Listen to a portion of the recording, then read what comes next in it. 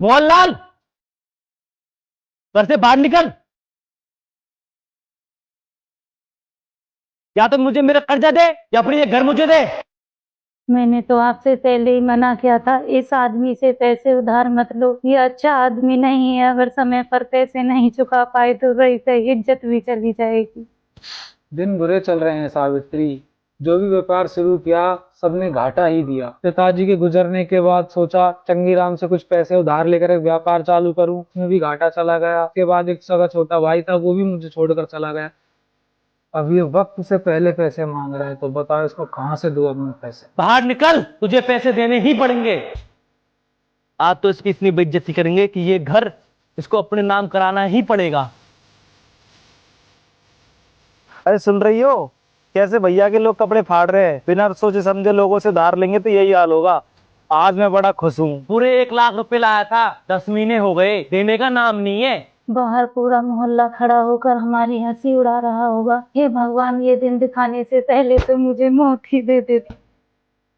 अरे तू बाहर आ रहा है या फिर मैं अंदर आऊं? तू देखती जा आज क्या ड्रामा होता है। बड़े ही लाड साहब थे, मुझे थप्पड़ मारा था ना उन्होंने, तो आज उनके साथ में यही होगा।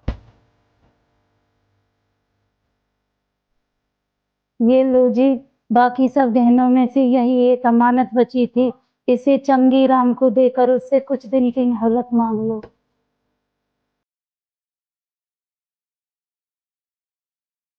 क्या हुआ, तुम खुश नहीं हो?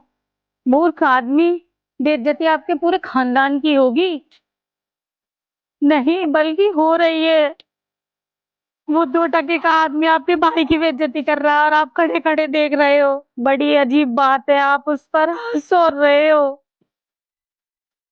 जब एक भाई की बेइज्जती होती है तो दूसरे भाई की भी इज्जत पर उतनी ही आंच आती है। जेठ जी ने उस दिन आप पर इसलिए हाथ उठाया था क्योंकि आप शराब पीकर मोहल्ले में हंगामा कर रहे थे। उस दिन वो आपका आपसे मामला था, इसलिए मैंने आपसे कुछ नहीं कहा। लेकिन आज इज्जत हमारे पूरे घर की जा रही है, मैं नहीं देख सकती। नहीं सावित्री, ये तुम्हारे सुहाग की निशानी है, मैं इसे नहीं ले सकता। मैं चंगीराम से वैसे ही हाथ पैर जोड़कर कुछ दिनों की मोहलत ले लूंगा, मैं इसे नहीं ले सकता सावित्री। मेरा सुहाग तो आप हो जी, मैं आपको झुकते हुए नहीं देख सकती। इससे अच्छा तो यह है कि मैं इस मंगलसूत्र का ही त्याग कर दूं। गले में काला डोरा पहन लूंगी, अच्छे दिन आएंगे तो मंगलसूत्र तो और बन जाएगा। तुम ठीक कहती हो, मुझसे बहुत बड़ी गलती हुई है। लेकिन अब तुम ही बताओ क्या करना है। करना क्या है, आप भी एक लट उठा लो, मैं भी एक लट उठा लेती हूँ, देखते हैं वो कितने बड़े सूरमा है। चलो। ठीक है, अलमारी में 1 लाख रुपए पड़े हैं, उन्हें भी लेकर चलो।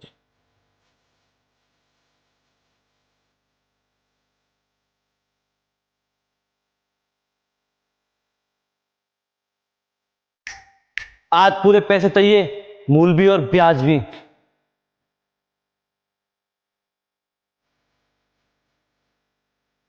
क्यों बे, इस तरह हमारे घर में क्यों आया तू? मैं तो अपनी वसूली लेने आया था। उधारी वसूल करने का ये कौन सा तरीका है? पैसे नहीं मिल रहे तो पुलिस लेकर आ, कोर्ट में जा। ये कौन सा तरीका है पैसे वसूल करने का? अरे 1 लाख रुपए के चक्कर में ये तो 15 लाख के घर पे कब्जा करने आ गया। फिक्र मत कर सावित्री, अब भाई आ गया है, सब कुछ ठीक कर देगा। चलो जी, इसका हिसाब कर देते हैं। ये तेरे 1 लाख रुपए है और बाकी का ब्याज तुझे समय होने पर ही मिलेगा। पकड़ अपने 1 लाख रुपए और निकल यहाँ से।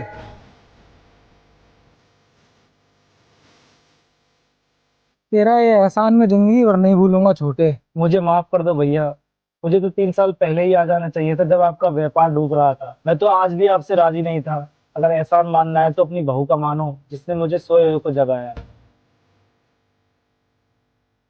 इसी ने ही मुझे बताया कि अकेले भाई की इज्जत नहीं, पूरे खानदान की इज्जत जा रही है। बेटा, मैं तुम्हारे माता पिता को प्रणाम करता हूँ जो उन्होंने तुम्हें ऐसे संस्कार दिए।